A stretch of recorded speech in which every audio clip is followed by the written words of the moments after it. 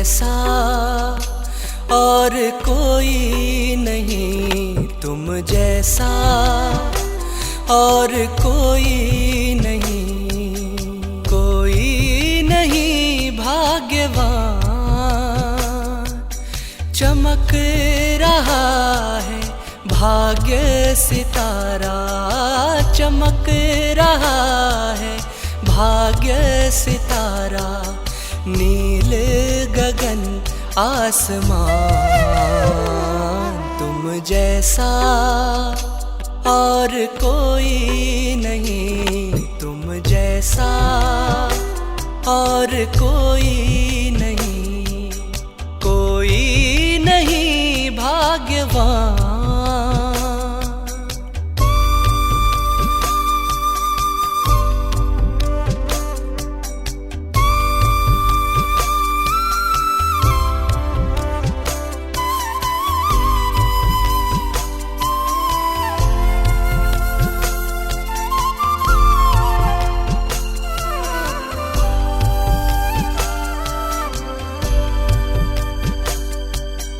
भाग्य विधाता भगवान के बच्चे हो तुम, ये जान लो, वो है हमारा, हम उसके सच्चे सदा।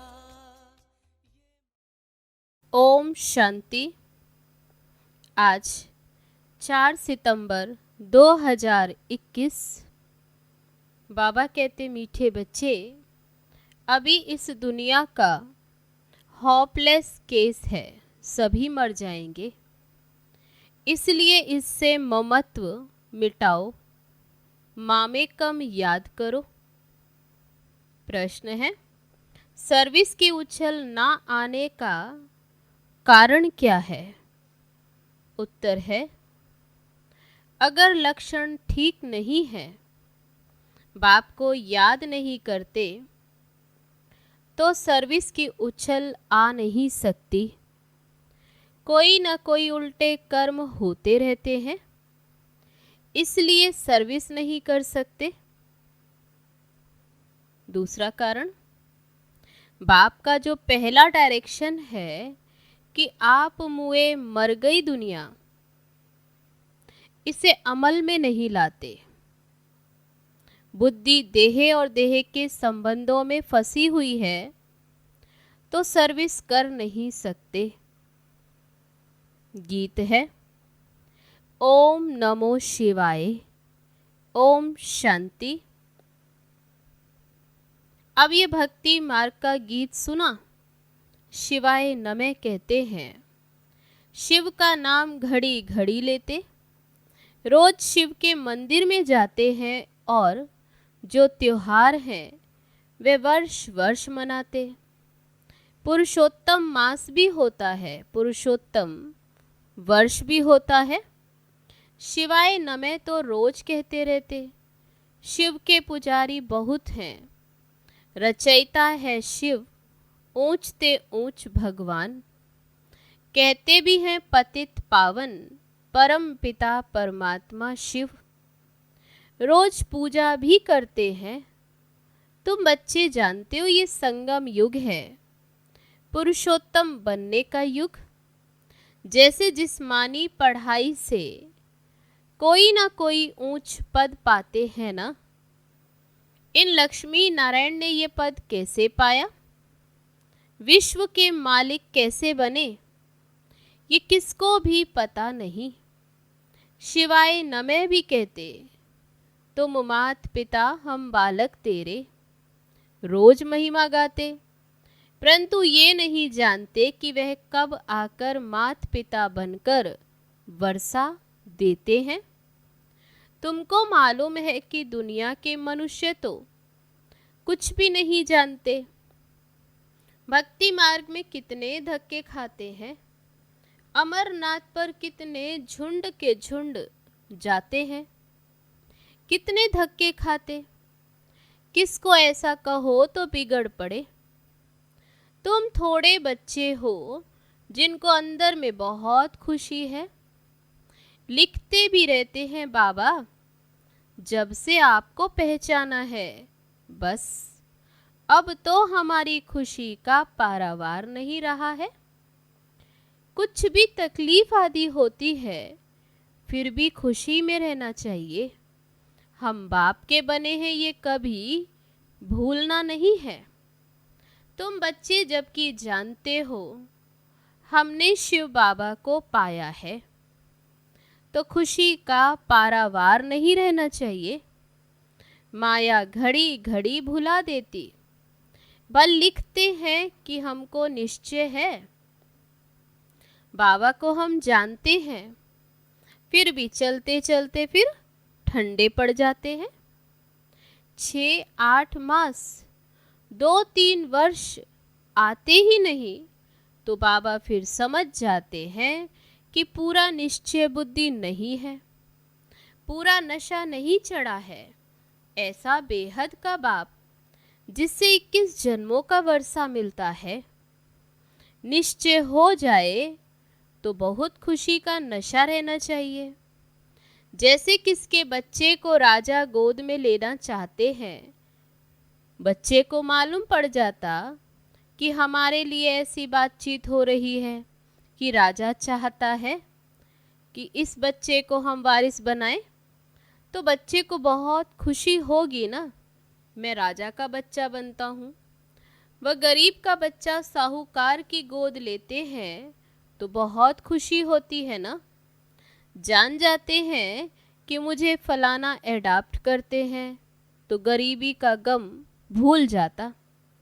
वह तो है फिर भी एक जन्म की बात। यहाँ तो बाबा कहते बच्चों को खुशी रहती है 21 जन्म वर्षा लेने की। बेहद के बाप को याद करना और फिर दूसरों को भी रास्ता बताना है। शिव बाबा पतित पावन आया हुआ है, समझाते हैं तुम्हारा मैं बाप हूँ। ऐसे कोई मनुष्य कह नहीं सकते कि मैं तुम्हारा बेहद का बाप हूँ। बाप ये समझानी देते हैं, मैं 5000 वर्ष पहले आया था, तुमको यही अक्षर कहा था कि माँ में कम याद करो। मुझ पतित पावन बाप को याद करने से ही तुम पतित से पावन बनेंगे, और कोई भी उपाय नहीं पतित से पावन बनने का। बाबा कहते और कोई उपाय नहीं है पतित से पावन बनने का। क्या उपाय? बाप को याद करो। पतित पावन है ही एक बाप। कृष्ण को भगवान नहीं कह सकते। गीता का भगवान एक पतित पावन पुनर्जन्म रहित है। पहली पहली बात ये लिखाओ। बड़े बड़े आदमियों की लिखत देखेंगे तो समझेंगे ठीक है, कोई साधारण आदमी का देखेंगे तो कहेंगे ब्रह्मा कुमारियों ने इनको जादू लगा दिया है तब लिखा है। बड़े आदमी के लिए ऐसा नहीं कहेंगे। तुम कुछ भी कहते हो तो वे समझते हैं छोटा मुख बड़ी बातें बनती हैं कि भगवान आया हुआ, बड़ी बातें बनाते। ऐसे तुम बच्चों को सिर्फ कहना नहीं है कि भगवान आया हुआ है, इससे तो कोई भी समझेंगे नहीं और ही हंसी करेंगे। ये तो समझाना है कि 2 बाप हैं। पहले से ही फट से सीधा कहना नहीं है कि भगवान आया हुआ है, क्योंकि आजकल दुनिया में भी भगवान कहलाने वाले बहुत हो गए। सब अपने को भगवान का अवतार समझते हैं। तो युक्ति से 2 बाप का राज समझाना चाहिए। एक है हद का बाप और दूसरा है बेहद का बाप। बाप का नाम है शिव। वे सब आत्माओं का बाप है तो जरूर बच्चों को वर्षा देते होंगे। शिव जयंती भी मनाते हैं, वही आकर स्वर्ग की स्थापना करते हैं। तो जरूर नरक का विनाश होना है, उसकी भी निशानी है। ये महाभारत लड़ाई है, बाकी सिर्फ भगवान आया है ये कहने से कोई भी समझेंगे नहीं। ढिंडोरा पीटते रहते, ऐसी ऐसी उल्टी सर्विस करने से और ही फिर सर्विस में ढीलापन आ जाता है। एक तरफ कहते भगवान आया हुआ है, भगवान पढ़ाते हैं, और फिर जाकर शादी करते, तो लोग कहेंगे तुमको फिर क्या हुआ, तुम तो कहते थे कि भगवान पढ़ाते हैं। कहते हैं हमने जो सुना था सो कह दिया। अनेक प्रकार के विघ्न भी पड़ते हैं अपने बच्चों से। जैसे हिंदू धर्म वालों ने आपे ही अपने को चमाट मारी है ना। वास्तव में है देवी देवता धर्म, परंतु कह देते हम हिंदू हैं। अपने को चमाट मारी है ना। अभी तुम जानते हो हम ही पूज्य थे, तो श्रेष्ठ कर्म श्रेष्ठ धर्म था। आसुरी मत पर धर्म भ्रष्ट कर्म भ्रष्ट बन पड़े हैं। हम ही अपने धर्म की ग्लानि करते आसुरी माया की मत से। इसलिए बाबा ने खुद कहा है वह है आसुरी संप्रदाय और ये है दैवी संप्रदाय, जिसको मैं राजयोग सिखलाता हूँ। अभी है कलयुग। जो ये नॉलेज आकर सुनते वे असुर से बदल देवता बनते हैं। ये नॉलेज है ही देवता बनने के लिए। 5 विकारों पर जीत पाने से देवता बनते हैं। बाकी असुरों और देवताओं की कोई लड़ाई नहीं लगी है। यह भी भूल कर दी है। फिर दिखाते हैं कि जिसकी तरफ साक्षात भगवान है उनकी विजय हुई। उसमें नाम कृष्ण का दे दिया। वास्तव में तुम्हारी है माया से युद्ध। बाबा कितनी बातें बैठ समझाते, परंतु तमो प्रधान ऐसे हैं जो बिल्कुल भी समझते ही नहीं। बाप को याद नहीं कर सकते। समझते भी हैं, हमारी ऐसी तमो प्रधान बुद्धि है जो याद ही नहीं ठहरती। इसलिए उल्टा काम करता रहता हूँ। अच्छे अच्छे बच्चे भी याद बिल्कुल नहीं करते, लक्षण सुधारते ही नहीं। इसलिए सर्विस की उछल नहीं आती। बाप कहते देह सहित देह के जो भी संबंध हैं उनको मारो अथवा भूलो। अब मारो अक्षर वास्तव में है नहीं। कहते हैं आप मुए मर गई दुनिया। ये बाप बैठ समझाते हैं कि बुद्धि से भूल जाना है। जबकि तुम हमारे बने हो तो इन सबको भूलो और एक बाप को याद करो। जैसे कोई बीमारी का होपलेस केस हो जाता है तो फिर उससे ममत्व मिटाना होता है। फिर उनको कहते हैं राम राम कहो। बाप भी कहते इस दुनिया का केस बहुत होपलेस है, ये खत्म होनी ही है, सब मर जाएंगे, इसलिए इनसे ममत्व मिटाओ। वह तो राम राम की धुन लगाते हैं। यहाँ तो एक की बात नहीं है, सारी दुनिया ही विनाश होनी है। इसलिए तुमको एक ही मंत्र देता हूँ, मामेकम याद करो। कितनी समझानी देते रहते हैं भिन्न भिन्न प्रकार से। अभी पुरुषोत्तम मास आया तो पुरुषोत्तम युग पर भी समझानी देते रहते हैं। ये संगम युग पुरुषोत्तम युग है। समझाने की बड़ी होशियारी चाहिए, धारणा अच्छी चाहिए। कोई पाप कर्म नहीं करना चाहिए। बिगर छुट्टी कोई चीज उठाना और खाना ये भी बहुत गुप्त पाप है। कायदे बड़े कड़े हैं। पाप करते हैं फिर भी बतलाते नहीं, फिर पाप वृद्धि को पाते जाते। यहाँ तो तुम बच्चों को पुण्य आत्मा बनना है। हमको पुण्य आत्मा से स्नेह है, पाप आत्मा से विरोध है। भक्ति मार्ग में भी जानते हैं कि अच्छा कर्म करने से अच्छा फल मिलेगा, इसलिए दान पुण्य आदि अच्छे कर्म करते हैं ना। ये ड्रामा है, फिर भी कहते हैं भगवान अच्छे कर्मों का फल अच्छा देता है। बाप कहते हैं मैं सिर्फ ये धंधा थोड़े ही बैठकर करता हूँ, ये तो सारी ड्रामा में नूंद है। ड्रामा अनुसार बाप को भी जरूर आना है। बाबा कहते मुझे आकर सबको ही रास्ता बताना है, बाकी इसमें कोई कृपा आदि की बात नहीं। कोई कोई लिखते हैं बाबा आपकी कृपा होगी तो हम आपको कभी नहीं भूलेंगे। बाबा कहते हम कभी कृपा आदि नहीं करते, ये तो भक्ति मार्ग की बातें हैं। तुमको अपने पर कृपा करनी है।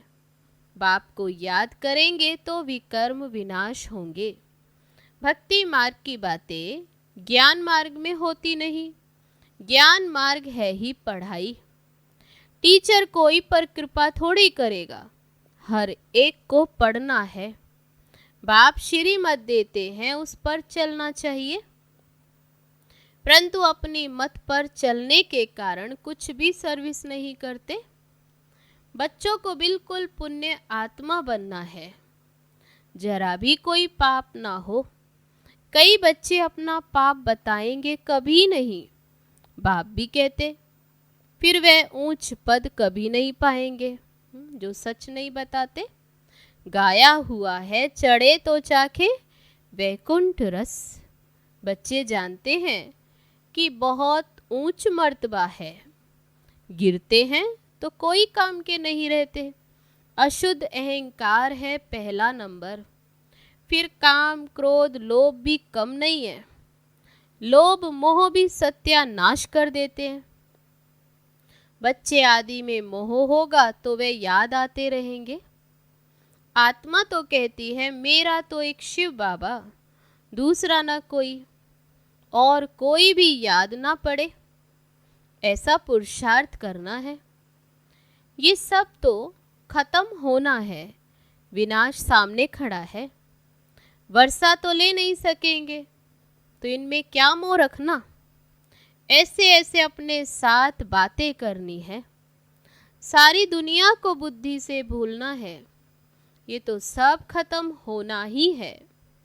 बाबा कहते तूफान ऐसे लगेंगे जो एकदम खत्म हो जाएगा। आग कहाँ लगती है?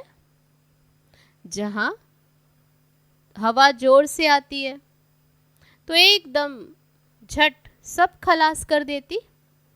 आधा घंटे में 100-150 झोपड़ियों को खत्म कर देती है। तुम जानते इस भंबोर को भी आग लगनी ही है, नहीं तो इतने सब मनुष्य कैसे मरेंगे। जो अच्छे बच्चे, लक्षण भी अच्छे तो सर्विस भी अच्छी करते। तुम बच्चों को नशा रहना चाहिए, पूरा नशा तो अंत में रहेगा, जब कर्मातीत अवस्था हो। फिर भी पुरुषार्थ करते रहते हैं। बनारस में शिव के मंदिर में तो बहुत आते, क्योंकि वे है ऊंचते ऊंच भगवान। वहाँ शिव की भक्ति बहुत है। बाबा तो कहते रहते हैं वहाँ उनको जाकर समझाओ। ये शिव भगवान इन लक्ष्मी नारायण को ये वर्षा देते हैं। संगम पर ही ये वर्षा उनसे मिला हुआ है। बाबा कहते ऐसे समझाओ। ये समझाने से फिर ब्रह्मा सरस्वती की भी समझानी आती है। ये ब्रह्मा सरस्वती कौन है? चित्रों पर बड़ा क्लियर समझा सकते हो। तो बाबा कहते उनको समझाओ कि इन्हों को ये राज्य कैसे मिला। इन लक्ष्मी नारायण के राज्य में भक्ति मार्ग था नहीं। कहेंगे भक्ति तो अनादि है ही। अभी तुमको कितनी नॉलेज मिली है तो नशा चढ़ना चाहिए ना, कि हमको भगवान पढ़ा रहे हैं। 21 जन्मों का राज्य भाग्य देने के लिए तुम स्टूडेंट हो ना। जिसको निश्चय होगा ये ब्रह्मा कुमारियां जिस द्वारा सुनकर हमको निश्चय बिठाती, वे खुद क्या होगा। ऐसे बाप से तो पहले मिले, तो जब तक पूरा निश्चय नहीं होगा तब तक बढ़ेगा नहीं। निश्चय वाला ही झट भागेगा। ऐसे बाप के पास हम जाकर मिलेंगे। ऐसे बाप को छोड़ेंगे नहीं, बस बाबा हम तो आपका बन गए, हम जाएंगे नहीं। गीत भी है ना, चाहे प्यार करो चाहे ठुकराओ, ये दीवाना तेरा दर नहीं छोड़ेगा। फिर भी बिठा तो नहीं सकते। बाबा कहते ऐसे नहीं, यहाँ मधुबन में बिठा ले, सर्विस पर फिर भेजना तो पड़ता है। ग्रस्त व्यवहार में रहते कमल फूल समान बनना है, ऐसे लिख कर भी देते हैं और फिर बाहर जाने से माया की चक्री में आ जाते। माया इतनी प्रबल है, माया के बहुत विघन पड़ते। छोटे से दीवे को माया के तूफान कितने आते हैं।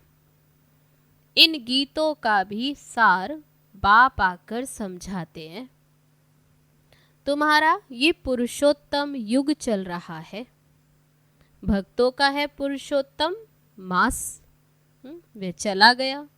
बाप कहते संगम युग पर ही मैं आता हूँ, पतितों को पावन बनाने। समझानी कितनी अच्छी है। अच्छा, दिन प्रतिदिन सेवा की वृद्धि के लिए नई नई युक्तियाँ निकलती रहेंगी, अच्छे अच्छे चित्र बनते जाएंगे। कहते हैं ना, देर पड़े काम दुरुस्त होते हैं।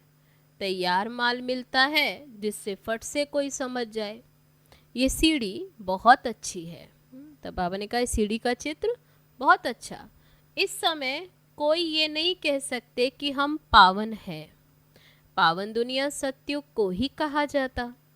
पावन दुनिया के मालिक यह लक्ष्मी नारायण है। अच्छा, मीठे मीठे सिकिलदे बच्चों प्रति माता पिता बाप दादा का याद प्यार और गुड मॉर्निंग। रूहानी बाप की रूहानी बच्चों को नमस्ते। हम रूहानी बच्चों की रूहानी बाप दादा को नमस्ते नमस्ते। ओम शांति। अब है धारणा के लिए मुख्य सार। पहली पॉइंट, जरा भी कोई बड़ा अथवा सूक्ष्म पाप ना हो, इसका बहुत बहुत ध्यान रखना है। कोई भी चीज छिपाकर नहीं लेनी है। लोभ मोह से भी सावधान रहना है। दूसरी पॉइंट, अशुद्ध अहंकार जो सत्यानाश करने वाला है उसे त्याग देना है। एक बाप के सिवाय दूसरा कोई भी याद ना पड़े, यही पुरुषार्थ करना है। अब है आज का वरदान। सूक्ष्म संकल्पों के बंधन से भी मुक्त बन ऊंची स्टेज का अनुभव करने वाले निर्बंधन भव। जो बच्चे जितना निर्बंधन है उतना ऊंची स्टेज पर स्थित रह सकते हैं। इसलिए चेक करो कि मनसा वाचा कर्मणा में कोई सूक्ष्म में भी धागा जुटा हुआ तो नहीं है। एक बाप के सिवाय और कोई याद ना आए।